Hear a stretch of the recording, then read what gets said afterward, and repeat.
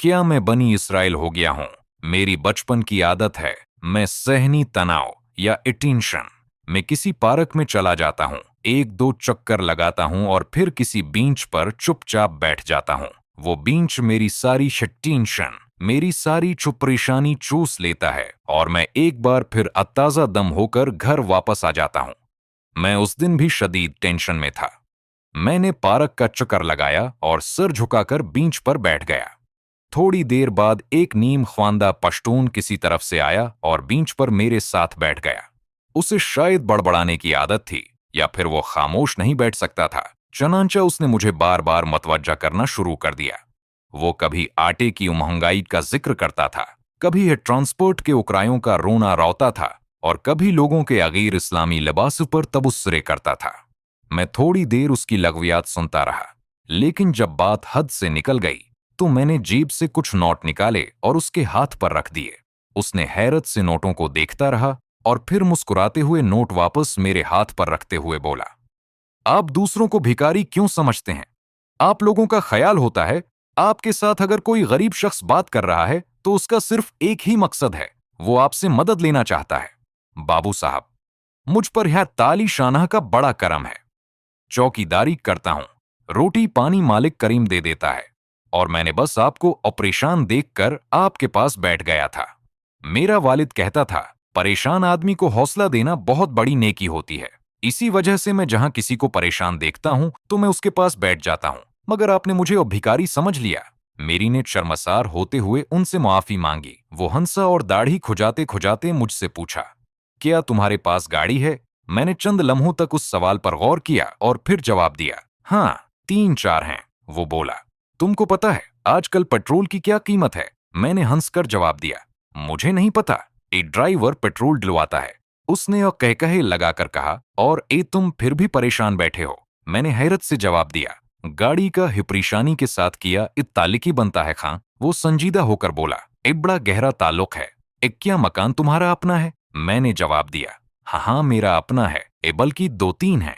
उसने फिर पूछा, क्या बीवी बच्चे भी हैं? मैं फौरन हाँ में जवाब दिया। उसने पूछा, बच्चा लोग क्या करते हैं? मैंने जवाब दिया, बेटे अपना कारोबार करते हैं और बेटियां पढ़ रही हैं। उसने पूछा, और क्या तुम्हारी बेगम साहबा की सेहत ठीक है? मैंने फौरन जवाब दिया, हाँ अल्हम्दुलिल्लाह, हम दोनों ठीक ठाक हैं, कोई बीमारी वो तकलीफ नहीं है। वो बोला, और क्या खर्चा पूरा हो जाता है? मैंने ऊपर आसमान की तरफ देखा और जवाब दिया, अल्हम्दुलिल्लाह, खर्चे की कभी तंगी नहीं हुई। उसने ओ कह कहस लगाया और मेरे बाजू पर अपना खरदरा हाथ रखकर बोला, आवर बाबू साहब, आप उसके बाद भी परेशान है। आपने फिर भी मुन्हा बना रखा है। आपको पता है आप बनी इसराइल हो चुके हैं। मैं बेअख्तियार हंस पड़ा और पहली मर्तबा उसकी गुफ्तगू में दिलचस्पी लेने लगा। मैंने उससे पूछा, मैं बनी इसराइल कैसे हो गया और हबनी इसराइल किया होता है? वो संजीदगी से बोला, आप अगर हुक्रान मजीद पढ़ें तो अल्लाह ताली शाना बार बार अबनी इसराइल से कहता है, मैंने तुम्हें ये भी दिया, वो भी दिया, मुल्क भी दिया, खेत भी दिए, दुश्मनों से भी बचाया, तुम्हारे लिए आसमान से खाना भी उतारा, बाग और मकान भी दिए, औरतें और बच्चे भी दिए और गुलाम और कनीजें भी दें, मगर तुम उसके बावजूद नाशकरे हो गए। तुमने उसके बावजूद मेरा एहसान नहीं माना। हमारे मौलवी साहब कहते हैं, सारी नामतों के बाद भी जब कोई शख्स अल्लाह ताली शाना का अश्कर वादा नहीं करता, वो उसके एहसान याद नहीं करता, तो वो बनी इसराइल हो जाता है और फिर अल्लाह ताली शाना उसे बनी इसराइल की तरह जलील करता है। वो सब कुछ होते हुए भी सुकून और आमन से इमहरूम हो जाता है। और आप भी मुझे इब्नी इसराइल महसूस हो रहे हैं।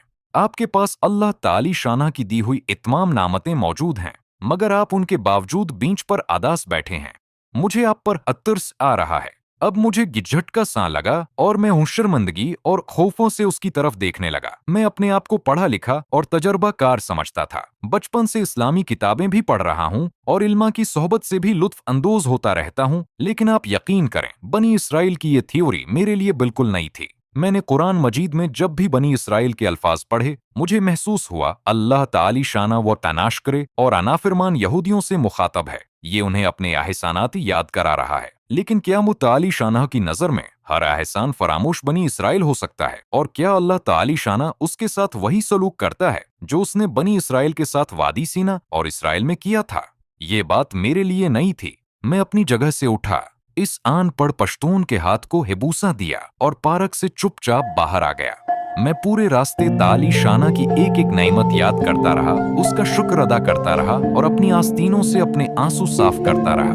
मैं क्या था और मेरे रब ने मुझे क्या बना दिया, मगर मैं उसके बाद भी परेशान और मायूस रहता हूँ। मुझसे ज्यादा बनी इसराइल कौन हो सकता है? मनकूल